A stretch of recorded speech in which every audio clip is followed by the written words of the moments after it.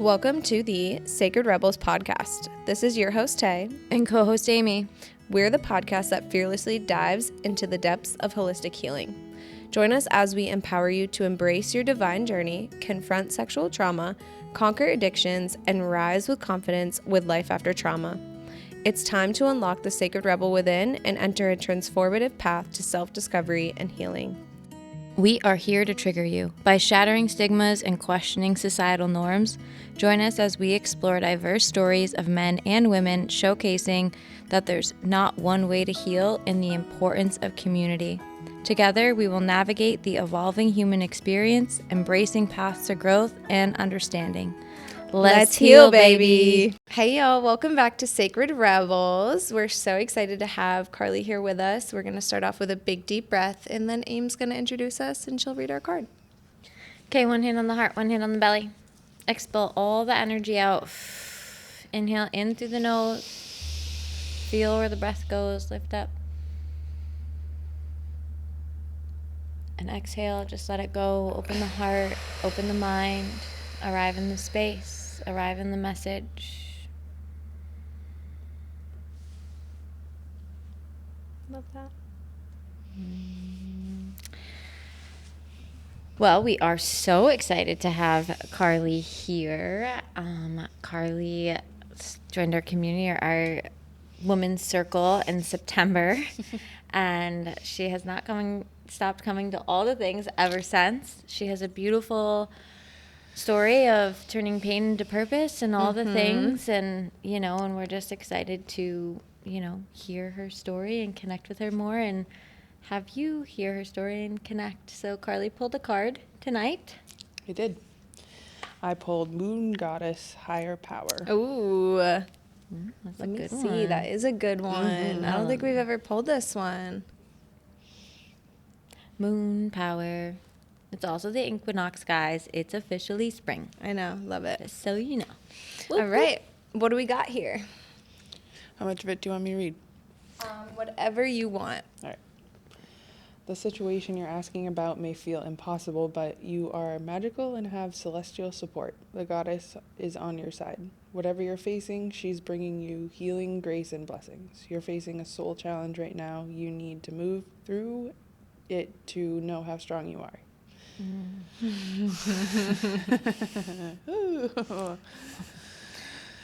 Yeah. You need to move through it to know how strong you are. Wow, I love that. Yeah. I love that. That's powerful, and I feel like that's just speaks to everything you're about to tell us tonight. Which, again, the fucking signs are signing. Oh Can't my make this gosh. shit up. Like, these cards, you guys, are always pulled right here. Like, the time that we're about to do this. This is never, like, planned out. They're always spot on. So spot on. Even in class today.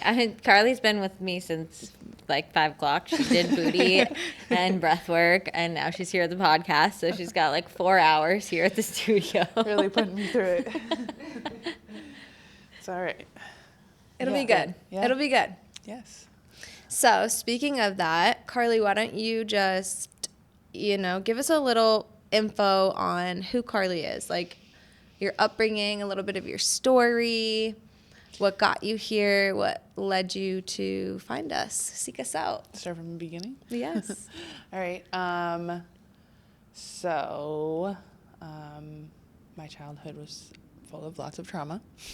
I think that's why anyone's here, pretty much, it seems. And I, unbeknownst to me, until I was 12, was the child of an addict. He was sober for 12 years, and then he relapsed really hard, really fast, and kind of burst my little bubble. Our house was, like, so sober that, like, Tylenol was hardly ever in our house. I was convinced my parents... Sorry, Mom, if you listen to this. I was so convinced that my parents, like, were such squares that they didn't know what weed was, that I would just, like, smoke in my room. Tell them I was burning incense. Lo and behold, my dad's, been a drug addict forever. Yeah. So that made things quite difficult. And then I got pregnant at 17, and had my first baby. And then I got pregnant again at 19 and had my second baby. So that came with a whole lot of trauma and challenges and a lot of stigma and pressure from society. For sure, I can imagine. Which has been a lot of my EMDR work has been based on like what kind of like came along with that. Yeah. And feeling like I live under a microscope because I was a teenager and like everyone was just kind of like, you're just going to fail. And yeah, like what business do you have being a mom? Yeah.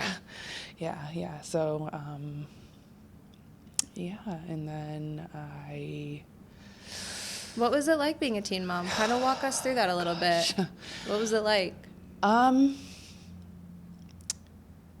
It was fun, which is weird to say. But I think my naivety saved me back then. I just kind of lived in my own world and didn't like look outside that. So I didn't even notice I had postpartum depression with my first two kids. Like, because I was just so in my own world and in survival mode that I just kept on going. Yeah, autopilot. Yeah. You had no choice. Was your dad's relapse, did that happen after the babies? Did it happen? Before. Okay. So I was... How old were you when that happened?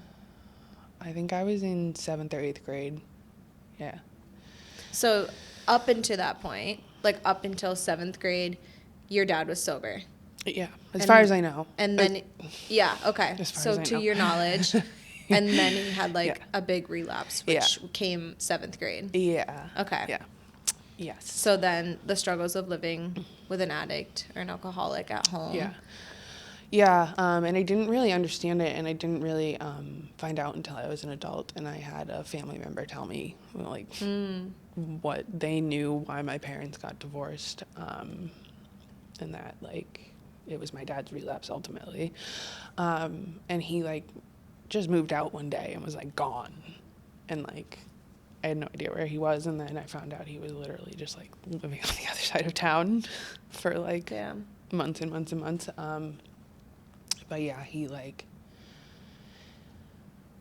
before he moved out, he looked like Santa Claus. He had like a big old belly and like gray hair, and he lost all that weight and was like skinny and like aged by the time like I saw him again. And it was just like so obvious what was going on. Yeah. So did your mom ever talk to you about this when you were growing up or no? No. You said no because you had a family member tell you. Yeah. So even now, like to this day, do you guys talk about it or does she not? She doesn't like talking about it? Not really. I mean, no. Yeah. No. It's probably just a tough subject for her. It's hard. Yeah. It's definitely hard. And that's that generation. We're just gonna not talk about it and act like it didn't happen. And it's like, very much so. Yeah. Okay. Yeah. I mean, no one talked about anything. Nothing at all. Like, the couple of times that like I got information about my dad's side of the family was like when I was like doing drugs with that person. Yeah. And they were like trauma dumping on me, and I was like, like, oh my gosh, like that's how I even like really rationalized that my dad's been an addict his whole life pretty much. He grew up in Derry and moved to Manchester in his like teens pretty much. Yeah. And it was like all downhill from there pretty much. Yeah.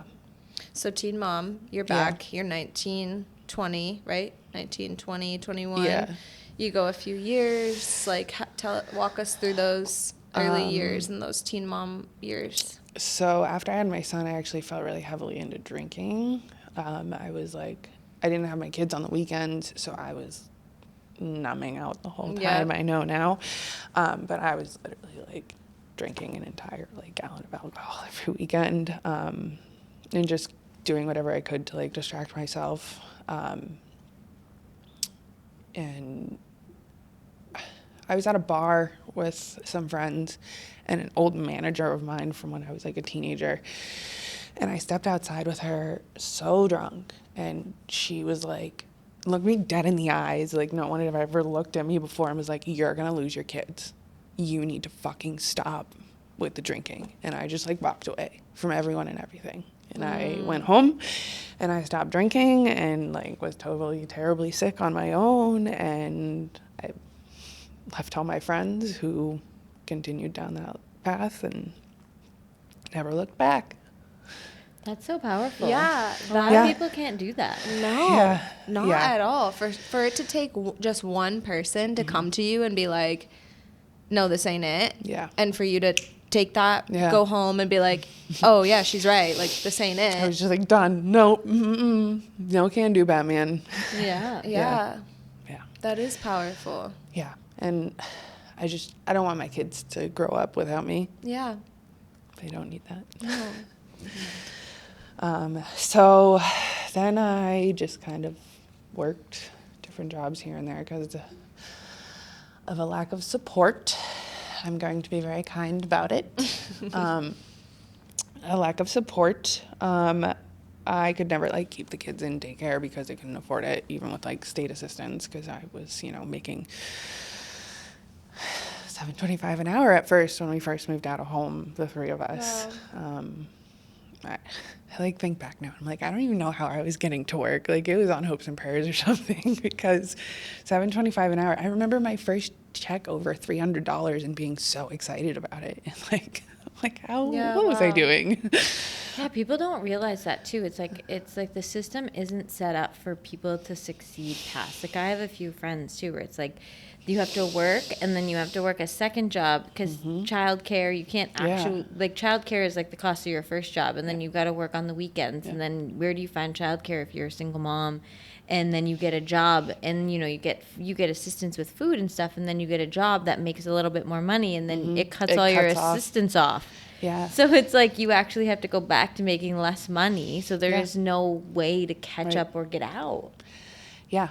And I honestly, truly, like, I admire single moms and moms with no help or single dads. Like, truly, I admire it so much because in my mind, we're having a hard time fucking living in this economy right now, and I have support. Like, so in my mind, it's honestly like baffling for me to wrap my head around. Like, my best friend right now, like, she is struggling. Yeah.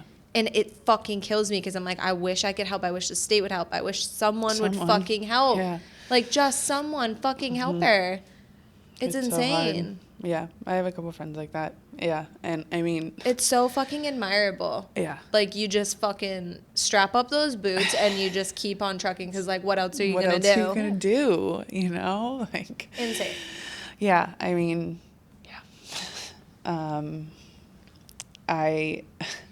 it's funny, you mentioned the system being set up to, like, not for you. I actually had to pay back all of the funding I got through the state because of an administrative error they made. And, like, they were like... And they take your taxes, right? That's what they did. Yeah. I negotiated it down to half because I was like, you're openly admitting that you're the ones that made the mistake that gave me the food stamps when you weren't supposed to. And they were like, well, but we're the government, so we don't have to pay for it. Unreal. And I was like, okay. I think I was like 21, single with 2 kids, making $7.25 an hour. Trying to figure out how to just be a fucking adult, let alone, like, keep 2 kids alive. Yeah. Yep. Yeah. And, I grew up going to, like, childcare and stuff, so I grew up with my mom working multiple jobs, going to school, like, I didn't know, like, mothering skills, really. Like, I didn't have that, like, foundation based off it. Like, I could cook, I could clean, but, like, nurturing children and stuff, like, what is that? Yeah. And then, like, when you're that young, you just have no idea. And there was just no one around to teach me any of that. I had to, like, do it all on my own and figure it out. And it was, like... It was the days of Teen Mom, when Teen Mom first came out on MTV. Yes. Oh my gosh. So I was, like, pregnant while, like, the original girls were on TV. Yeah. And, like, so it was, like, a big deal. And everyone in high school, because I went back my senior year fully pregnant and, like, hadn't told anyone. And everyone in high school wanted to, like, be around me because that was, like, the thing right now. And I was just, like, so overwhelmed by it. And I was like, this is terrible. Like, this is not what I want to be, Oh my gosh. known for. Like, I don't want you to be my friend just because I'm A teen mom. a teen mom. Like, Yeah. what? Yeah. So that was also a very interesting, like, aspect of it. And then you have kids and then they're just gone. And there's no one Yeah. there for you. Yeah. But I got through it. Yeah. I went to college a couple times for some medical related stuff, and ended up the school that I went to wasn't like properly accredited, and I couldn't get anywhere with the certificates that I had. But I did really good. Yeah. I got a lot of knowledge. Yeah, so at that least was you cool. did something for you. Made some lifelong friends. That was neat. Yeah, and then I just like did what I could, took what jobs I could. I worked third shift at Walmart, stocking shelves. I went to college during the day, and it was with 2 kids. It was miserable. Yeah, that was hard. And then who was watching your kids while you were at So work? I had one of them in. So they'd go with their dads when I was at work overnight. Okay.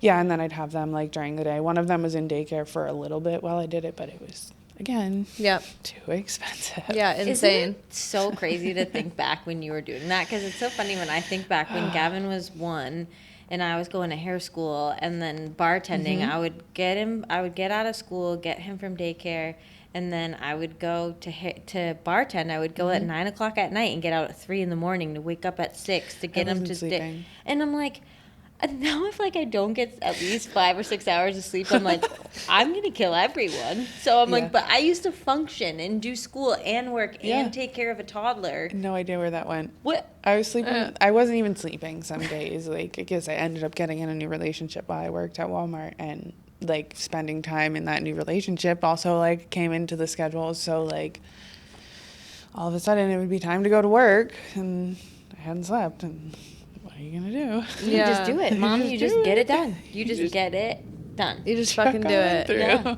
It's that mom strength. Yep. Yeah. But eventually I was able to get like a receptionist job, which got kind of like my foot in the door for that experience. And that just kind of like snowballed into bigger and better jobs. And eventually I landed where Amanda worked at the law firm. Yes.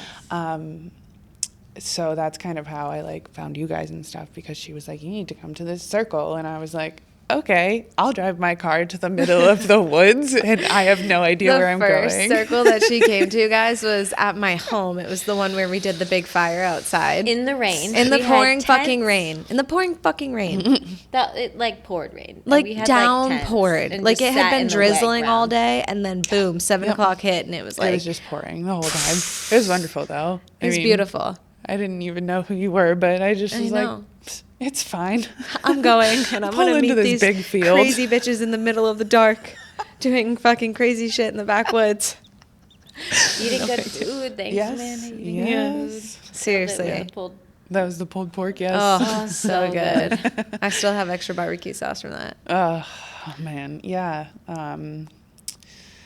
But there's a piece that, Yeah. you came and found us because Yeah. your support. Yeah, and it's actually really funny because the building that we worked in when I first got hired there, the address was 222. Wow. And I was like, that was like when I first learned about like angel signs and stuff and numbers and numerology. That was when I was nearly pregnant with the twins. So there were signs literally just like everywhere. Yeah, when did you meet Mitch? 7th grade. Okay. So we've known each other since 7th grade. 7th grade. Yeah. You're kidding. Yeah. Love that. 20 years this year. We've known each other. Wow. Yeah, it's crazy. Yeah. We dated in 7th grade, and then I had my best friend break up with him over the phone. Dead. And then You do it. I'm not doing it. and then he Plenty called of me situations. psycho for like years after that. Years. Oh my gosh. Yeah. And then we were friends for a while, and then once I got my first divorce, he was like, slept over one night and never left. Yeah. And it's been great ever since, kind of. I mean, you know how Yeah. marriage is. I naturally. definitely know how marriage is. Yeah. Yeah.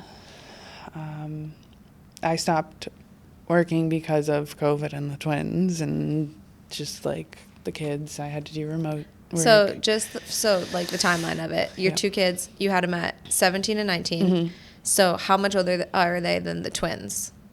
Like how many years later did you have your think twins with Mitch? 8 and 10, I think they were. Okay. Yeah. Or maybe 7 and 9. Okay, yeah. But like right around there. Yeah. Yeah. So we basically started over. I didn't have anything baby left. I had to like start over from scratch. Yeah. Yeah. And what was that like? That was hard. That was when my dad was in active addiction.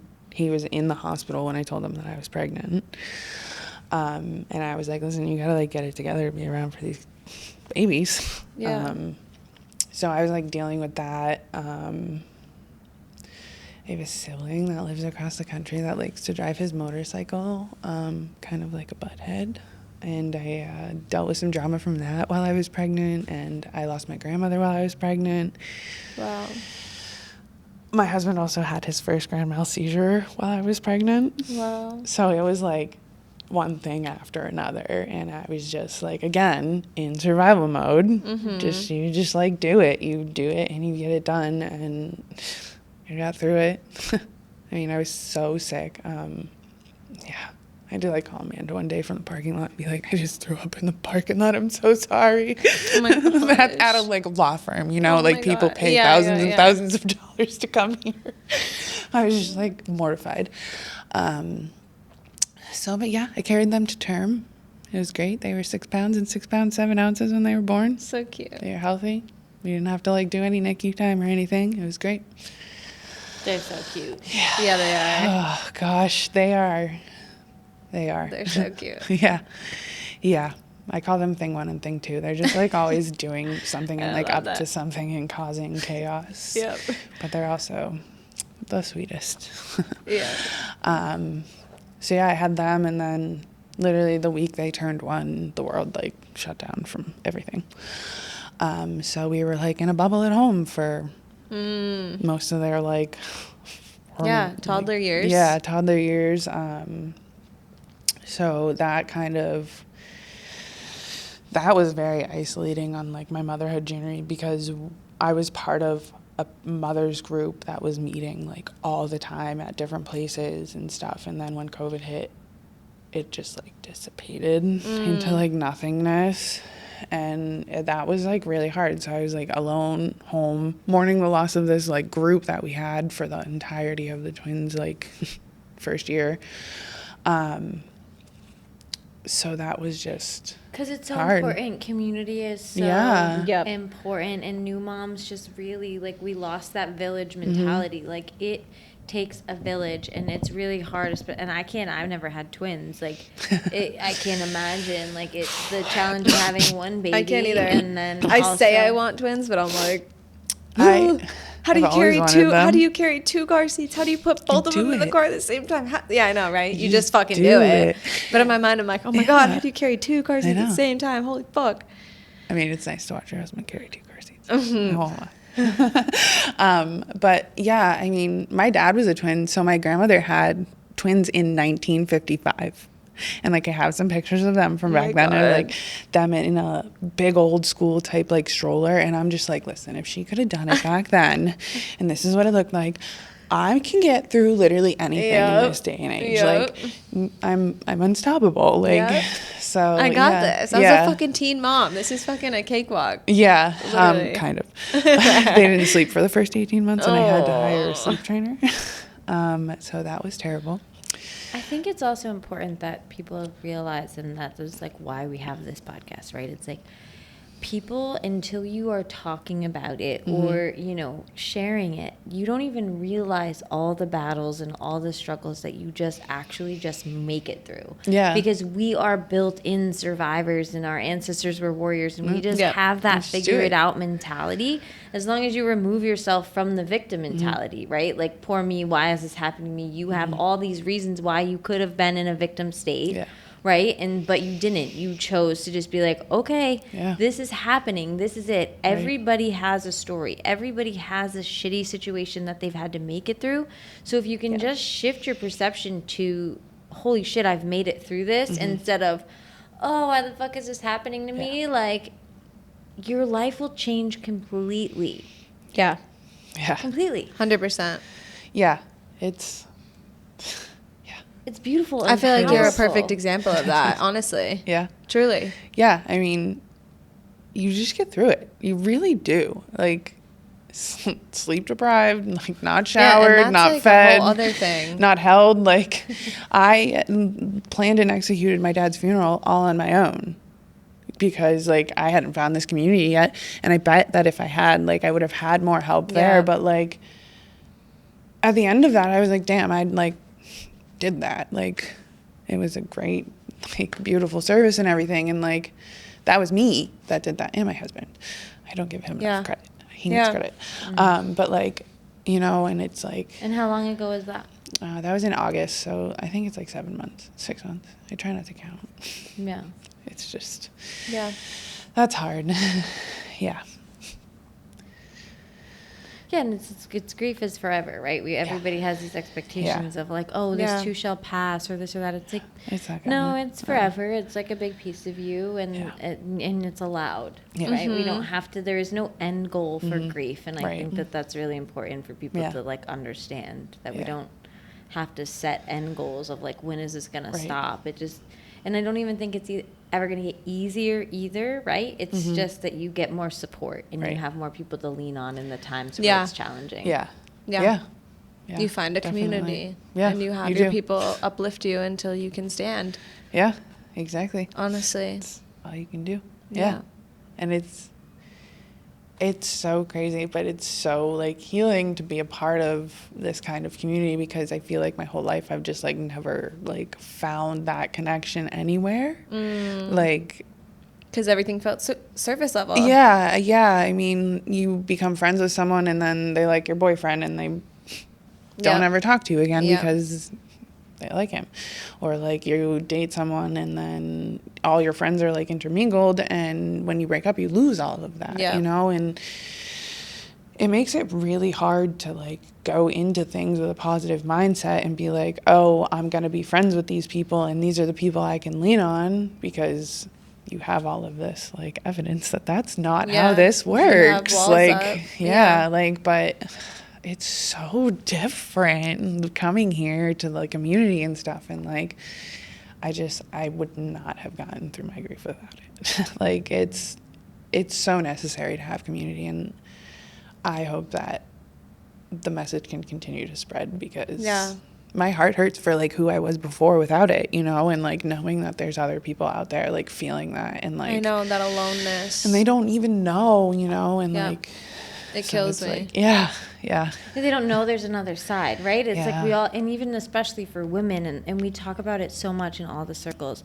like the sister wound. Yeah, we have all such deep-rooted sister wounds because we've all been pinned against each other, that you look different, or you're prettier, or this guy likes you, and like as teenagers in high school, and it was everybody was mean, and it was what you wore, or what you didn't wear, what you had and what you didn't have, a car you drove, you know, whatever it was, right? Surface level, all image, superficial, and all causing of separation. And all of us have, or fucking each other's boyfriends, or having ownership of people. Like, oh, you dated somebody, so now you can't date that person because I dated them, or like, and then like just being like that, you know. So we have all these deep-rooted sister wounds that we're healing in these circles, because we all come exactly how we are, and we're all so raw and vulnerable and open and trusting, and just... It's so healing. And on the other hand of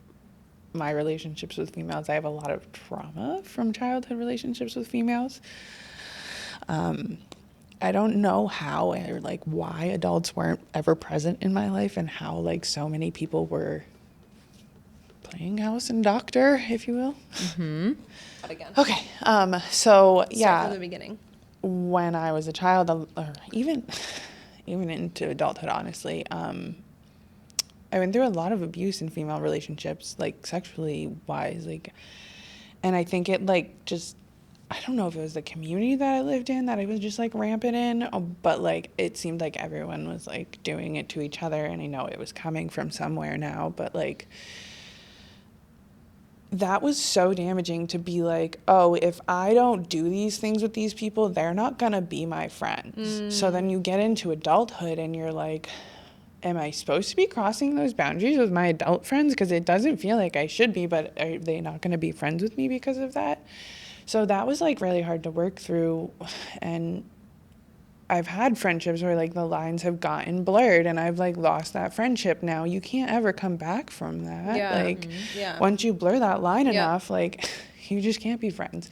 So like being able to like be around people and have them like hug me, like Caitlin hugs me every time I see her, and I said something to her about when we went out for Valentine's Day, and I was like, you're gonna she's like, you're gonna grow through it, and I'm like, yeah, you don't even know the wound you're healing in me right now, like, but it's so profound below the surface though, like you just don't I was never a hugger before, but I feel like the softer that I get and the more open I get, I'm like, okay, I'll take a hug. All right, fine. And now I'm like the one like that's like gonna initiate the hug, and I never used to be like that. I'm the Ever. hugger. Bring it in. Yeah. I mean, we know you saw her real. She's all physical touch, and I'm like, don't fucking touch me. I'm like, look at Taylor with her Don't fucking Sagittarius touch me. energy. Yeah, don't fucking touch me.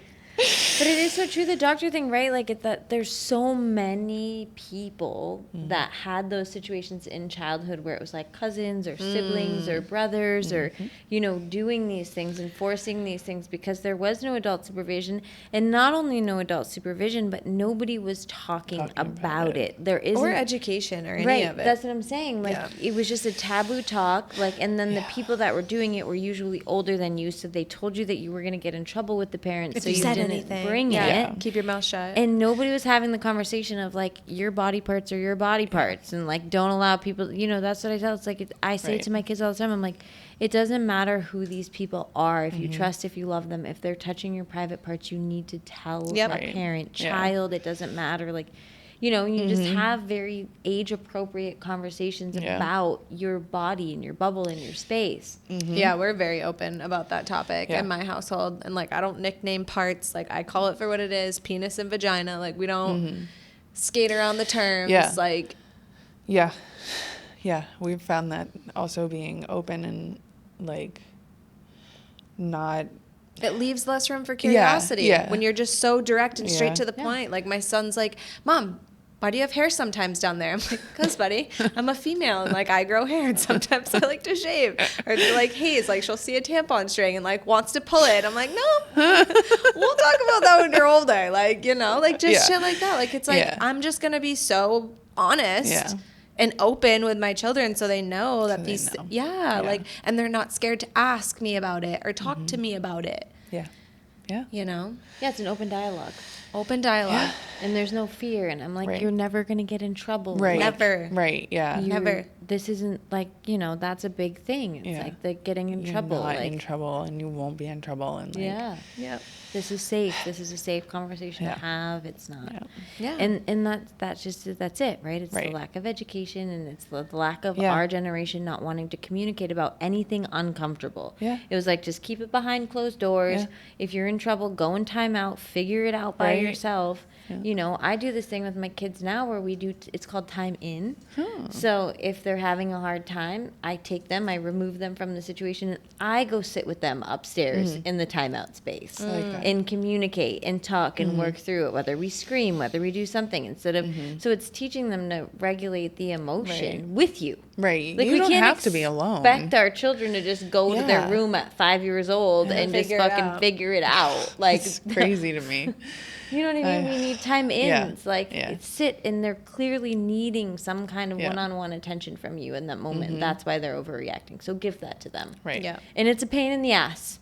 It really is. Sometimes you're like in the middle of something and you don't want to, and it's challenging, and I'm not always, you know what I mean? It's not always, but it's just, it's different. We need to change it because none of us have emotional regulation. None of us were really nurtured in the way we were supposed to be nurtured. It's like, you know, all of the reasons why we're so uncomfortable being held is because we weren't held as Yeah, children. right. It was like cry it out method. Go Yeah. fucking cry it out in your crib when Yeah. you're a baby. Like, don't hold the baby too Yeah. much. Yeah, Fuck you'll that. spoil 'em. Hold your babies. Oh my god. My son is literally like all over me Yeah, all the me time. too. Like he Literally. crawls all over me, touches my boobs, like just no personal Yeah, space, right? no, there is none. And part of me last year when I was healing through like all the EMDR It's and all hard. the trauma, it was so fucking hard, and I was getting constantly triggered. Like, you're in my space. I don't fucking like this. Like, I love you, but like, you know, in my mind, I'm like, back the fuck up. Like, I'm just like gonna lose it over time. Like, touched out. They call it touched out. So then when my husband would come home and want to be like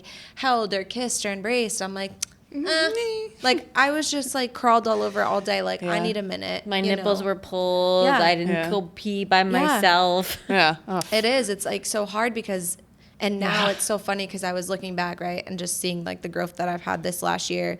And last year I would get instantly triggered, and like he would jump on my back like from behind and like surprise me, and I would like lose it and want to like literally natural Yeah. instinct just like chuck him off my Yeah. back. And now this year I've been noticing, like today we were wrestling around on the floor, and I didn't expect him to come over as I was like folding laundry and jump on top of me, but that's what they do, you know, like they just want to like jump on top of you. And I didn't get like, and I noticed it. Like, Yeah. I was folding laundry, and usually I'd be like, what the fuck? Like, in my Yeah. mind, like, oh my God, like, just ruined all the clothes. And I, like, didn't get upset today. And I was like, wow. And I was telling Dylan about it because I was like, I didn't get upset today. And, like, Kanan jumped on me. And that's, like, a new for me because sometimes, like, personal space. Like, I love snuggling him, but I love when he asks me. Like, Mom, can I Yeah. sit with you? Mom, can I lay with you? Mom, can you snuggle me? Like, that's what I love. And so... Yeah. Again, keeping that open communication with him. Like, I'm just so honest with him. Like, buddy, sometimes Mom doesn't want to be touched. Sometimes I don't want to be crawled all over. Right. Like, can you give me some personal space? Yeah. And it's so funny because Hayes is the same way, and he just wants to love all over his sister and suffocate her. And I'm like, she doesn't like that. Like, she doesn't like Yeah.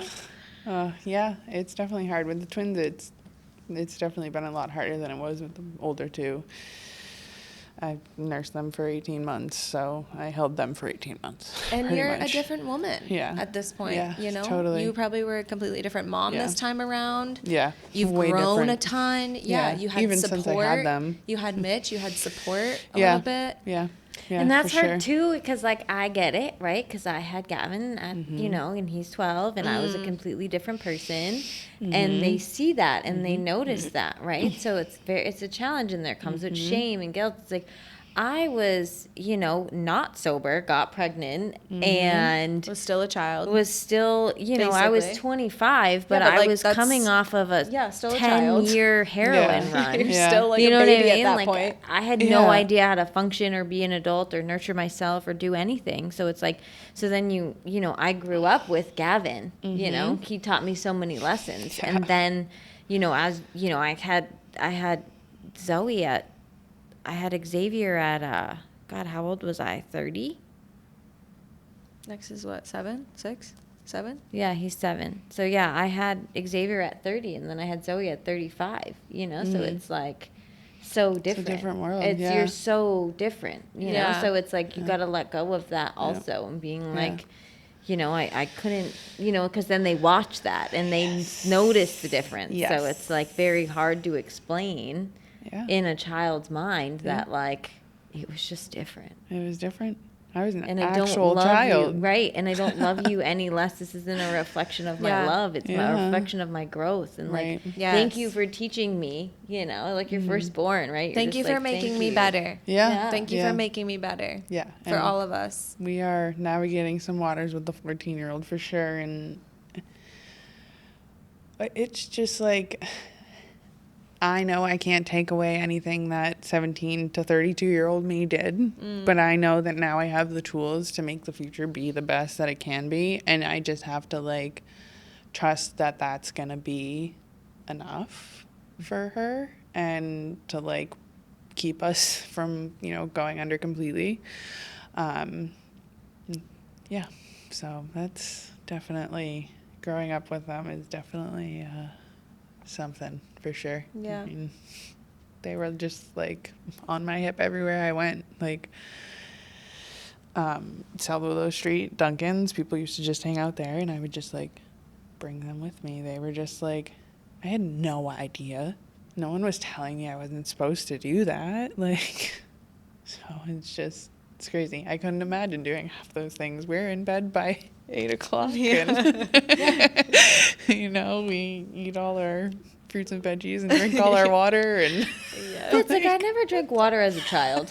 I think about it too, and I'm like, I didn't either. We had milk. That was Yeah. it. My mom's like, And- you want to drink, you get milk. yeah. Kool-Aid. We didn't have any. So My mom was Pouring a so nut. much sugar in the fucking Kool-Aid. See, and my I'm mom like, was a Nazi. I would We didn't have never, junk food. ever. I could never imagine. This is the thing, right? They didn't know what they didn't know. They Yeah, told us exactly. like they didn't know what they didn't know. Right. You know, and that's the same thing for us. Like we're not responsible for those moments that we made those decisions because we were a product of our environment. Yeah. You know, and it's like just the same thing. I say it all the time in breath work. Like you know, you're not responsible for how other people treated you. That was a reflection Yeah. of them and their own pain and all of the things. So it's like we just get to have freedom in that. And now that we know better, we get to do better. Thank God. Yeah. And, you know, make it right for, you know, guiding them into being adults because now they're, you know, 12 and 14. Yep. And we just get to do our best. And that's all we can do.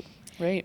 We just get to do our best. Right. And sometimes your our fucking best, best. yeah, it's like the 4 agreements, right? Like, and sometimes your best isn't, you know, better than it was yesterday, but it's your best that you're doing today. Yeah. And sometimes that's all you have. And Yeah. sometimes that means your best could be laying in bed and doing absolutely fucking nothing. And that is your best for today. And Yeah. that is also okay. And then your best could be that you get up at 6, go to the gym, do all the things, drink all your things, take all your vitamins, like whatever it is that your actual like best day is, like that's also your best. Yeah. Yep. And I think especially as moms, we get so caught up in this that we need to do our best every day and that our best is that they're on the right schedule and everything is perfect and the dinner is on the table at the right time and they're in bed at 8:30. You know what I mean? All these Or that ideas. like worth is Yeah. in productivity. That's like my number one Yeah. struggle right now. Like I need to let go of that. That I feel like I've had this like deep rooted what you do is your worth. Like how much you do and what you do around the house and how clean the house is and this and that, like your worth is tied to that and it's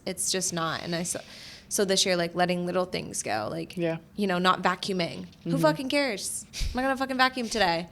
My dog has like fucking 100 pounds of hair on him and Yeah. I'm so sick of it. I'm not Yeah, vacuuming today. It's a lot.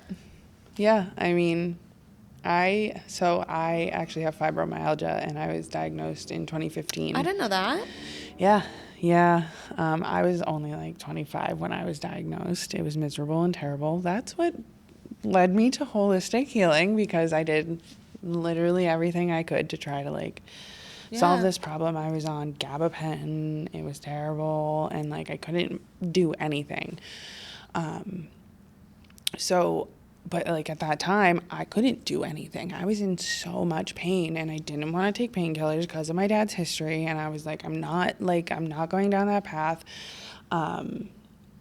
And like, Again, good for you. That's so powerful. No, seriously, especially when Yeah. you're actually in pain. yeah. It was just, I was like not willing to go there. And that's eventually like, I got my birth control out because I had a doctor be like, have you ever considered that it could be your birth control? I had the implant in my arm for 5 years, I think. So I got that taken out and like that helped with a significant amount with my symptoms. But it didn't like improve them all. Yeah. So like I just started consuming like what I could for free ebooks about like holistic healing and stuff like that. I had known some stuff because of my ex-husband was kind of like a conspiracy theorist. So he like told me all about like, you know, how certain foods can make you sick and stuff like that. Oh, yeah. Not conspiracy. That's actually fact. Yeah. Yeah, they're poisoning us. Yeah. You know your So- body can only break down 11 grams of sugar a day. You know Wild. what I am most like caught up on most recently? My husband told me there is not enough olives have been grown in the world for how much olive oil there is in the world. And you know that you're not even supposed to cook with olive oil like, because at a yeah, certain right. at a certain temperature it's toxic to our bodies. Like we can't. Most oils, I went to a holistic Like you're literally not nutritionist supposed to cook and with olive found oil, that and I out. just learned this like a couple months ago. Even avocado oil. Yeah, my mom's like, "What the fuck? You're not supposed to cook with." Yep. I'm like, "Wait, what? I've been cooking with olive oil for Forever, right? like Yeah. my whole adult life." Yep. Nope, you're supposed to use like butter or ghee. Yep. So I Yeah, I butter. switched to ghee. Yeah. Yeah. And then they're it's like, they tell us that butter's bad and it's high cholesterol. No, butter's actually really good for Yeah. you. It's a healthy fat. Yeah. You should Fucking love use butter. Butter is so good. The kids, we was at Taylor's house the other day, and Kanan just came right up and just took his finger and just scooped right through. So you know if his kid's addicted to butter? My 14-year-old every so often will tell just random people. I used to eat butter when I was little. Yeah, it's fucking ridiculous. I'm like, can we not? The other day, he took the stick out, like, of the fridge, like a cold stick Yeah. that hadn't been out yet, and, like, took a Yeah. chunk out of it. I'm like, I buy it at BJ's. I buy the BJ's brand and I buy the Kerrygold brand at BJ's, and we go through that. Like we do a lot of butter. we do too. Yeah. I love butter. I mean, yeah. So, yeah. So that's so the holistic healing, go back to that's the, kind we of were talking like- about olive oil, avocado oil, and then something, Yeah. you had, like, something, I could see it. Yeah. So that's kind of like how I got into all of that, and just like having doctors be like, oh, you're fine, over and over again when you're 25 and you're quite literally not fine is like mind blowing. And, you know, like there's only so much you can do before you're finally like, whatever, Yeah. I'll take it in my own hands. And Yep. And a lot of those things like fibromyalgia or autoimmune disease are actually energetic trauma. stored in our bodies because Yeah. our issues lie in our tissues. Right. And Yeah. buried emotions don't Yeah. die. No. So we get so stuck in these things and we're so unwilling to express our emotions, or we're not taught, right? We're Right. not taught these things. Right. And so our bodies are magic healers and they do all these things. And a lot of people with breath work and movement and things like that heal themselves from autoimmune disease, cancers, Yep. meditation, Yep. quietness, stillness, removing those things energetically from Right. the body. Yeah. I have a friend who healed her thyroid and like wrote a book about it Yeah. because Yeah. they were like, oh, we need to take this out. And she was like, no, you probably don't. Yeah. And like went and did a whole bunch of holistic stuff. And Yep. like, I was at it's just, like- I went to surgery the other day, and at Wentworth Douglas, I was in the cancer wing with my mom, and I straight up, like, looked at my mom, because my mom went through breast cancer, like, when I first got sober, and I looked at her, and I was like, if I ever get diagnosed with cancer, I'm going to tell them to fuck off, and I'm going to figure out how to heal myself. Yeah. Like, I'm not doing radiation, I'm not Yeah. doing chemo, I'm not doing any of that shit. If I get cancer, I will figure it the fuck out, and if I don't, then it's, like, my time.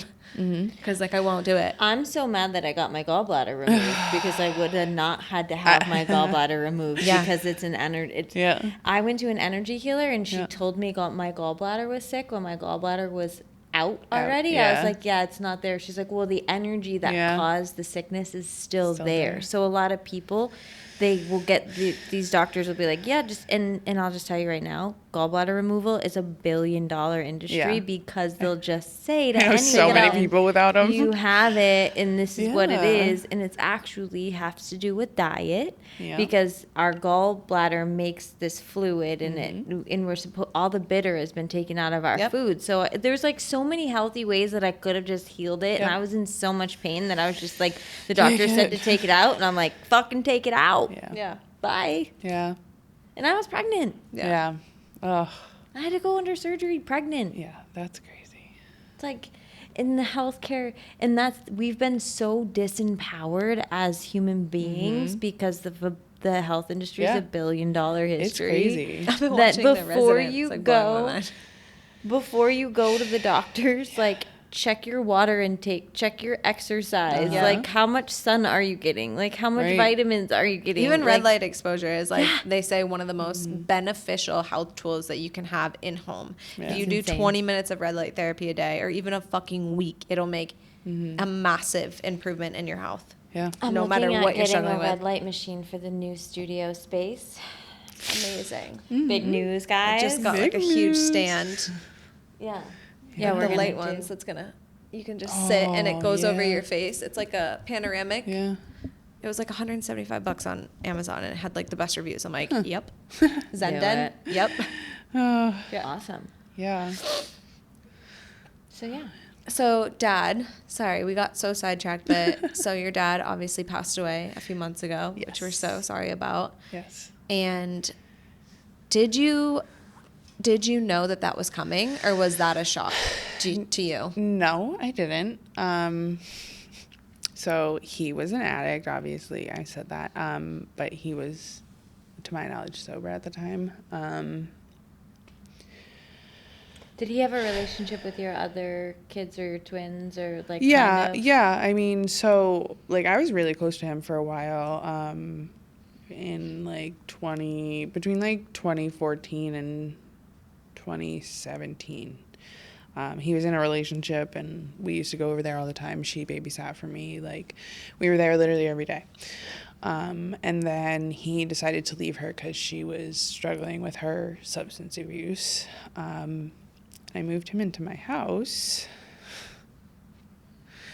not knowing that he was like in full blown like addiction and like alcoholism at the time. And that definitely put a strain on our relationship, and that kind of like fizzled out like us being close with him. So like Yep. my big kids had a lot of great time with him. And like I said, he was in the hospital when I told him I was pregnant with the twins. And all through COVID, he was like definitely an active addiction because he lived like 5 houses down from me and I never saw him. And like was like, you know, skirting eviction by like going to the hospital when the landlord like was trying to evict him so he would get like more time. Wow. Yeah, so but he eventually, once the COVID bans lifted, he went to the local Farnham Center, and he did wonderful. And he was like, you know, a success story. And he was going back to speak at groups and, you know, keeping everyone else accountable, which he always did. He was like everyone's friend, knew everyone. He was the fucking mayor. So even right up until dying, like he was advocating that there was someone in his building dealing fentanyl, and he was actively trying to get this person out because he had already killed 2 people with his fentanyl. So like, and I don't know if he was trying to save other people or if he was trying to save himself, but like, you know, he was an advocate for everyone. I actually saw him the night that he died. I went over to hang out with him for a little bit. I had my high school reunion and I went to like catch him up on all of it, and he remembered like people's names. He was asking about people and I was like updating him on how they were. Like he, as fucked up as he was, like he remembered shit. And he had so much knowledge and he was so fucking cool, and he like had the best music taste ever. But What yeah. did he listen to? Rock and roll mostly. Love Yeah. it. Dad rock for sure. He'd been to like every concert ever in the history of ever, like, and he was in the Navy, so he like toured the world with the Navy and got to go So to concerts cool. in other places. Yeah, I have a lot of people said that, you know, he was my first concert. He took me to my first concert, blah blah blah, and all that stuff. Like he saw, I think he said it was Aerosmith down at like Arms Park. So cool. I saw Aerosmith at the Verizon. They were the first ever concert at the Verizon. My parents took me however many gosh. years the I love that. Verizon. Yeah. It was like my first concert when I was a kid. Wow. I saw Aerosmith at Yeah. the Verizon. Yeah. Oh my gosh. That's Yeah. So he, you know, he was lined up to move. So I saw him on Sunday. He was supposed to move on Wednesday, and we told him we'd be back Wednesday, like, you know, with the truck. And I told him, I'll come help you pack and clean if you want. And yeah, I remember like walking away and him like looking back at me and giving me like his goofy smile. No teeth left. He's got like long gray hair, and long gray Fu Manchu, you know, like he was like a biker dude. You could tell. Yeah. He'd been through some shit. That's just the last time I saw him, the last time I talked to him. So the craziest part of like his passing, the night that he passed, I woke up and I couldn't sleep, and all I was having was like anxiety about him, and I just couldn't stop thinking about him. So I texted him and I was like, oh, hey, thanks for passing on the can't sleep genes, because he was always up like early, all the hours. Like when I was up all night with the twins, I was able to like talk to him because he was always awake. And I just couldn't sleep. I tried like everything I could. Like I did so many meditations, like guided meditations, everything. Like I was like huffing lavender at that point. Like I'm just like, I need fucking sleep. Something, anything. Like, so I'm like laying in bed, and all of a sudden I see 3 like lights come from downstairs, like 3 blinks. And the like trauma response in me is like, wake up your husband, that's an intruder. So I wake him up and I was like, babe, there were just 3 lights downstairs. And he was like, lights aren't gonna hurt you. Just like went back to bed. And so then like the next morning when the cops like showed up, I was like, holy shit, that was my dad. And that 3 blinks was probably him saying, I love you. And I was like, holy shit. And I had texted like a bunch of people about it before we found out that like my dad died. So like, I was like, I couldn't sleep last night. These lights went off, blah, blah, blah. Like, it was so crazy. And then, like, I found out about my dad. And, like, as I told the people that, like, I had told that story, they were like, the lights. Wow. I was like, yeah, the fucking lights, man. Yeah. Mm-hmm. Yeah, that energy was, like, strong. Wow. Yeah. Yep. Yeah, for sure. It's beautiful. Yeah. It is beautiful. Because he's always with you. Yeah. Mm-hmm. Yeah. Yeah. I definitely like, I see some things and like, you'll play songs, you'll play like the deepest bass EDM version of a song that like I can picture my dad singing and I'm like, okay, hi dad. And then like there was, It's like the people are strange. Like I find the best remixes to like God, old dad rock so songs good. or things like that, and people will be like, So "Who played good. that song?" Like Yeah. Mad World. Like there's a lot that I have, and like Come Together was the most Yeah. recent one. But and then there was like I think it was at a women's circle. There was like a song that came on and it was like something about like someone singing to their child. And it was like the most beautiful song I had ever heard. And the message, like I had been like, we were doing breath work or like, you did like a small sound bath for us or something. And my dad was like coming through to me. And then that song came on and it was like the most Epic. beautiful, like amazing, like dots connecting moment. And like, oh my gosh, it was truly amazing.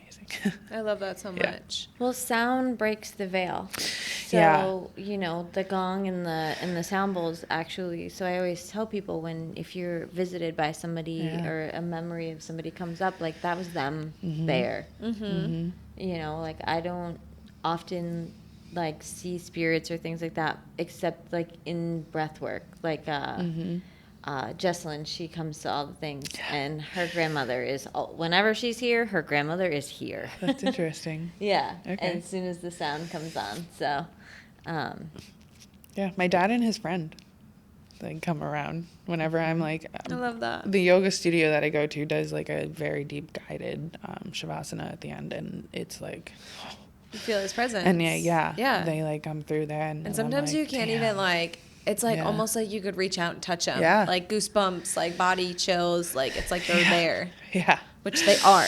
yeah, They are. Like they literally are. yeah, Obviously, with pain came purpose.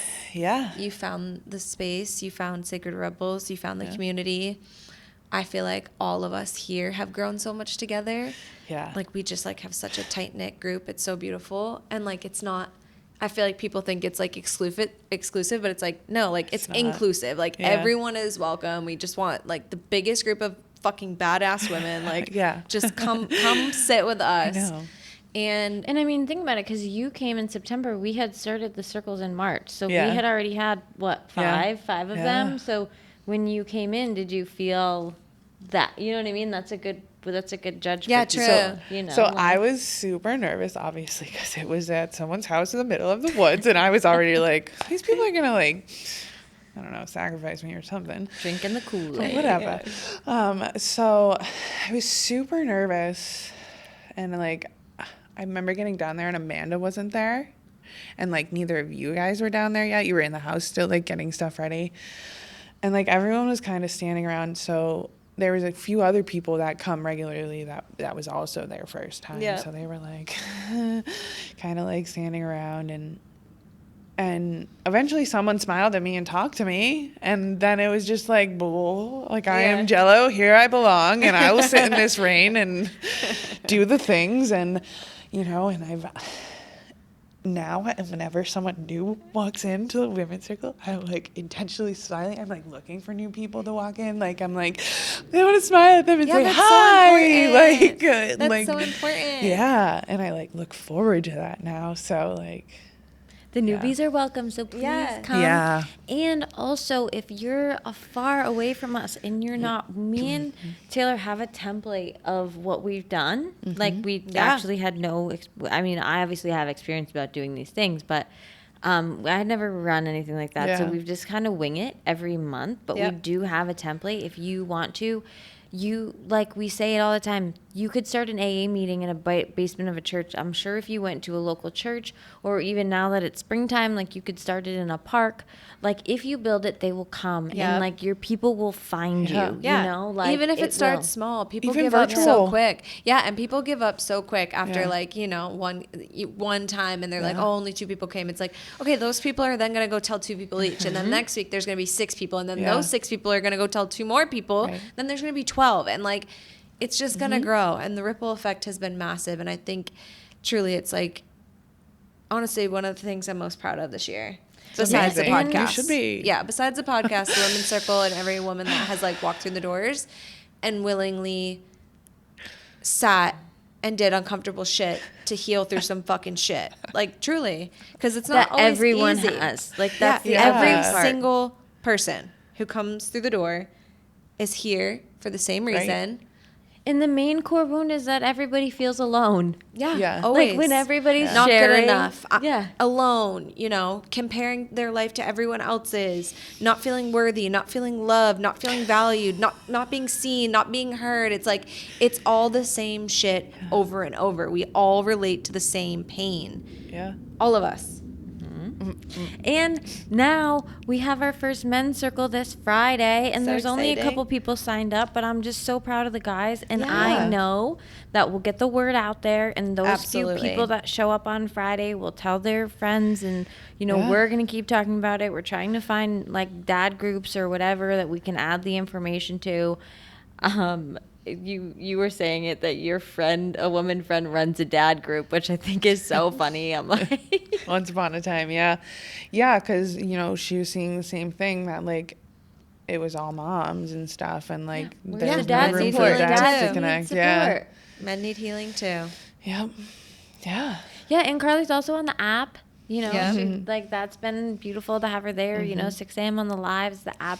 We just did a price change for the app. 7-day free trial is still there. If you sign up for your 7-day free trial and you want to come back and check it out, I got the sound system ready for the sound bowls, so that sounds amazing. We're doing big changes there. Shameless plug, the murder mystery dinner. If your company would love to sponsor it, we would love to have sponsors. We've got all the tickets. It's on Saturday, May 4th. May the 4th be with you. We're so excited about this event. We've got all the beautiful things happening. I got a couple dresses come in. I had to return them. Taylor is running a monthly breathwork class now on Thursdays. So we're going to have more breathwork here at the studio. So weird seeing my name on the schedule. I'm like, wait, what, me? Weird. Amazing. Weird. Yeah. And so we have so many ways and opportunities. If you're listening and you're not, local, you can be a part of this community on the app. Yeah. The community app, what has evolved into is like we have abilities now where you can go live and share your story. So and there's like a community chat. It's one of my favorite things to read. I'm not super involved in the community chat, but people are just connecting with each other and helping each other through their problems and through their days. And it's really like so, and then they come in here and they can see each other in the community, like in classes, and they're like, hey, I talked to you on the app. And, epic shit. Yeah. Like it's so cool. And like there's just such beautiful things that are happening here. Yeah. It's the magic. So much It's the magic. Yeah. It really is. And the mommy and me. Yeah. Oh, yeah, and the Mommy and Me, we just started that, and Carly comes with the twins, and now our friends. Oh, my God, it was so funny. One of the women, Diane, she comes here, and Zoe and Xavier were out with Alex at some coffee shop, and Zoe walked up to her and was like, I know you. Oh, my gosh. And said hi to the kids, I and love then, that. like, yeah, she's just so funny. She's so cute. So she's, like, out here, like, seeing people in the community. But the moms, there's this other mom, she came this week, and she said that, you know, she alternates it between therapy with her daughter, and her daughter, like, talks about the Mommy and Me class, like, at her therapist's office, and she just, like, loves coming, and it's been so great. It's a little chaotic because under 5, you can't really, like, teach yoga, or you can't really teach breath work, so we're really just, it's the moms are connecting, and the kids, we're, like, doing freeze dance, and the floor is lava, and I got ribbons, and jump ropes, and things, and we're just, it's like free play, but the moms get to connect, and the kids, and we, like, do stuff with the kids, and it's incredible. It is. It's so cool to be, like, it. Wholly supported. Like, my kids are excited to come here now. And, I know. Like, Kanan's like, Mom, we get to go to the studio where you record the podcast. I'm like, you know, that also is a studio where they have other things. He's like what? I was like my breath work. He's so funny. Oh, my God. But, yeah, he, like, loved, like, putting 2 and 2 together, you know, because he hears me talk about it all the time, or he sees pictures, or he watches the videos when I edit. And he's like, oh, this is the studio. This is it. I've been here, really. I'm like, no, you're not. I know you haven't. And me and Carly were actually talking that we're gonna this summer, like, we'll plan it at parks, and the Mommy and Me will be at different parks. Good idea. Or lakes. You know, we can have it at the lake, and, you know, it's only 30 minutes from Manchester, and everybody can go to the lake and have, like, you know, a few hours at the lake day. And so we're gonna plan some fun stuff like that. So keep an eye out. Yes. So all the things, all the fucking things, all of them, all the fun things, and we're just so grateful for Carly. Truly. She's our number one cheerleader. She's always sharing. She's always, you know, cheering us on. And it's great to have those people. And it's great to get to know her on a more intimate level. Right? It's like you think you know people, but then you hear their stories and you're like, oh, wait. You know? You have no idea. Exactly. It's like each real life story. I always say that about them. It's like you think you know, but you actually no idea. No idea. Exactly. As public as, you know, I am and out there, like, people don't know half of it. Yeah. You know? So, if there's one thing, Carly, if there's one little piece of knowledge, short sentence, a life lesson that was the most valuable for you, maybe being a teen mom or whatever it is throughout all of it, a child of an addict, you know, all of these things, what do you think your greatest advice is for the audience?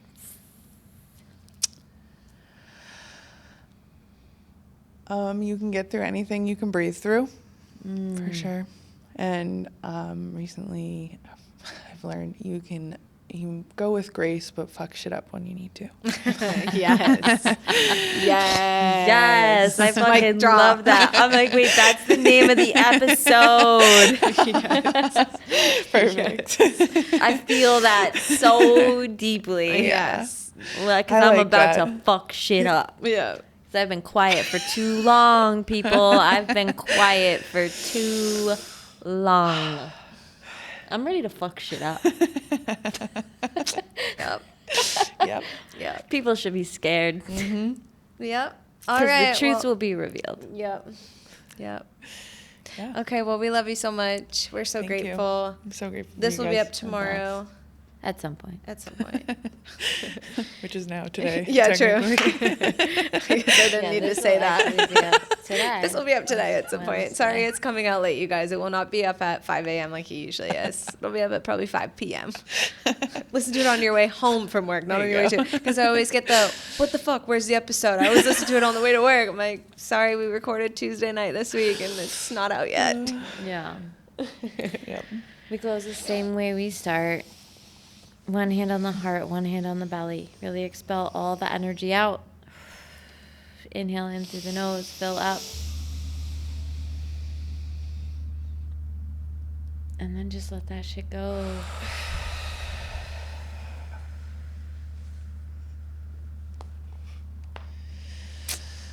Thank you. Bye, guys. Love y'all. Thanks so much for taking the time out of your busy schedule to listen to what we have to say. It means the world. As always, we want to end this episode by reminding you that we are not medical professionals and we are not giving any type of medical advice. We are simply sharing our experience and solutions. We are here with the intentions of reminding you that you are never alone and that everyone's healing journey is unique to the individual. Make sure to follow us on all social media platforms to stay updated. Stay well, Sacred Rebels. See you next time.